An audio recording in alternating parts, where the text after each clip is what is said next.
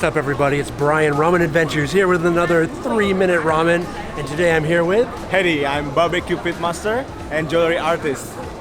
There you go. So we're going to get some ramen. Let's go. Hedy was out here visiting from Indonesia, where he spends his free time growing coffee, making jewelry, and cooking smokehouse barbecue up in the mountains. He just launched his own YouTube channel, and it's pretty rad. Stick around to the end of this video to see episode number 1 of Barbecue Mountain Boys. Then head over to his channel to see much more. I was super happy to meet up with Hedy in Tokyo and show him one of my favorite ramen shops, Tombo. Let's go. Tombo is one of my favorite new shops in Tokyo for a clean, classic bowl of soul food ramen. Tombo is a short walk from Kichijoji Station on the JR Chuo line.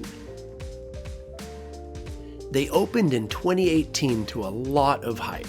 Chef Naoki Enomoto trained at Saikoro in Nakano for many years before going off on his own. This new shop is a similar style with a few key differences. This lineage is important. They are part of the Jiraigan group, which now runs the Rajuku Ramen School. For the last 20 years or so, they've been upping the ramen game with classic styles on Tokyo's west side. Options are for shoyu, shio, and tsukemen. Occasionally, they make specials, like a miso or chilled bowl in the summer. I wouldn't call this an ultra-refined style, but it takes a classic bowl of shoyu ramen and kills it with quality preparation and technique. I prefer the shoyu ramen here. The local soy sauce isn't too strong, letting the underlying umami come through. This bowl gets chicken chashu, some perfect menma bamboo shoots, and a touch of green. It's classic to the core. The menma here is particularly impressive. Menma is dried and fermented bamboo shoots. Tombo reconstitutes them in a secret mix of the shop's tare seasoning for some big flavors. A lot of people are geeking out lately over strange, chefy bowls with bespoke ingredients, but I still love a solid bowl like this one. I've been told I should take more photos like this, with heaps of noodles for Instagram and whatnot. Is this hot or not? I should also mention that Tombo was awarded the Rookie of the Year by Japan's top ramen magazine, TRY. Tokyo Ramen of the Year is a curated best of magazine handled by the top ramen critics in Japan. We tried the Karai Maze Soba as well. This soupless noodle dish has a bit of a spicy kick. It's hard not to recommend the excellent shoyu, but this one's a winner as well.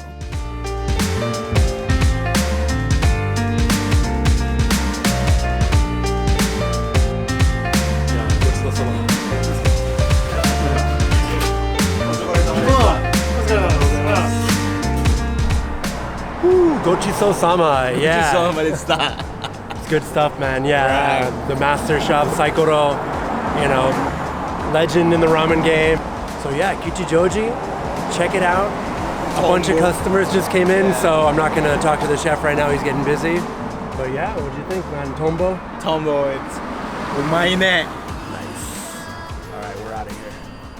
Thanks again to iVideo for hooking me up with this portable Wi-Fi unit. iVideo will ship a rental pocket Wi-Fi to your house before your trip, so you have it ready to go. The Japanese models have unlimited data, great for streaming all your favorite Ramen Adventures videos. Hey, check out the link in the description and use my offer code for a sweet discount. Hey, thanks for watching another Ramen Adventures video. I've got links in the description. I've got a merch account. If you like this video, like it, subscribe. If you really liked it, check out my Patreon account, and I am out of here.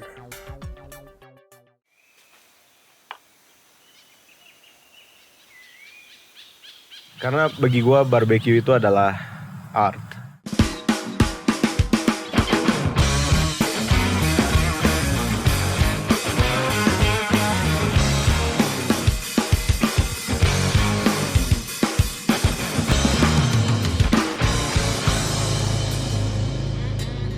Barbecue yang gue maksud adalah American style barbecue yang which is it's all about slow and low cooking. Untuk proses masak biasanya memang setiap pitmaster punya gayanya masing-masing. Dan pada dasarnya semua pitmaster, semua yang pingin bisa masak American barbecue, yang pasti harus punya adalah smoker.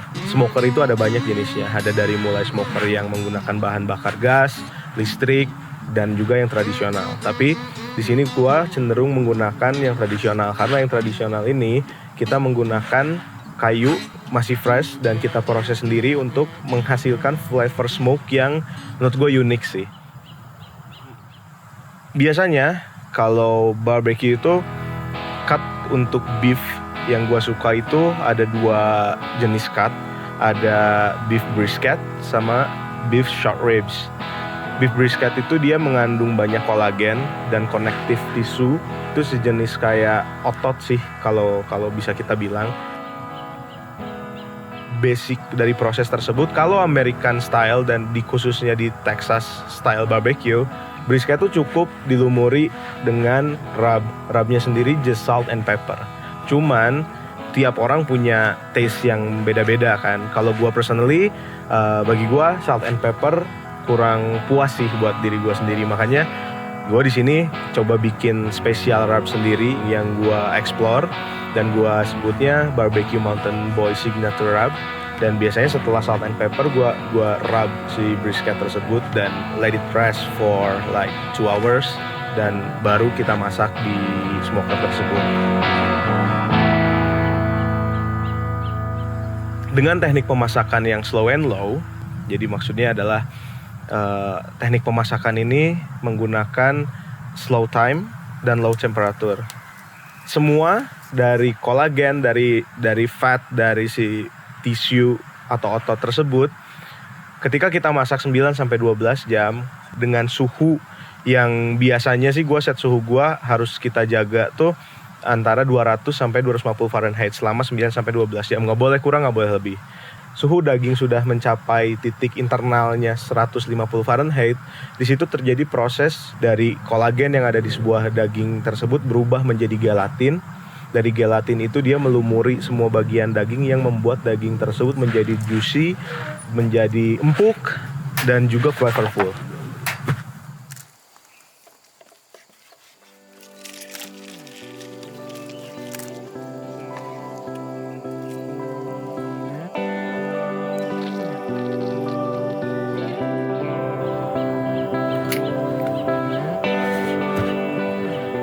Biasanya ini yang paling seru sih sebenarnya. Jadi masak barbecue itu kan 9-12 jam. Dan di jeda antara waktu yang memang biasanya bisa gua tinggalin si smoker, biasanya kegiatan yang gua lakuin di cabin tuh ada banyak sih. Bisa dari mulai gua main games lempar kampak, terus gua coba jalan-jalan ke sekitar kebun kopi gua, terus having fun aja gitu, naik motor, jalan-jalan gitu. Terus gue tidur sih yang pasti ya. Tidur, gue bawa hammock, gue pasang hammock di pohon. Terus gue ngurus kebun kopi gue juga gitu. Dan making so many things gitu, kayak gue bikin kayak meja sendiri, bikin kursi sendiri. Dan gue coba cari kayu-kayu buat bahan bakar gue untuk masak juga gitu. Jadi it's fun man. Kenapa di sini gue suka outdoor cooking dan gue milih barbecue dan gue masak di cabin gue sendiri? Sebenarnya itu lebih ke kayak pembalasan dari segala hiruk pikuk kehidupan perkotaan sih. Karena gue udah cukup bosen sama kehidupan perkotaan yang gitu-gitu aja dan udah nggak ada perhatian terhadap proses gitu. Dan pada akhirnya gue ngerasa dengan outdoors cooking, terus living in the cabin, bushcrafting, gue ngerasa kayak gue bisa lebih menghargai proses dan lebih menghargai hidup sih, dan lebih bisa menikmati hidup aja. Jadi gue pingin orang tuh gak cuman menilai makanan tuh hanya dari rasa atau hanya dari tempat yang bagus yang lu makan di sana gitu. Karena gue pingin orang tuh bisa tahu nih kalau masakan enak tuh prosesnya sejauh apa dan sesulit apa prosesnya gitu. Jadi memang itu sih value-nya untuk sebuah masakan sih bagi gue. Kalau ditanya mau sampai kapan sih, kayaknya gue nggak akan pernah bosen deh. Karena bagi gue itu kayak memberikan sebuah ketenangan, terus kesenangan, bahagia sih gue menjalani hidup seperti ini gitu. Dan mungkin gue bakal berhenti kalau misalnya gue udah tua dan udah nggak bisa naik gunung lagi, kayaknya sih.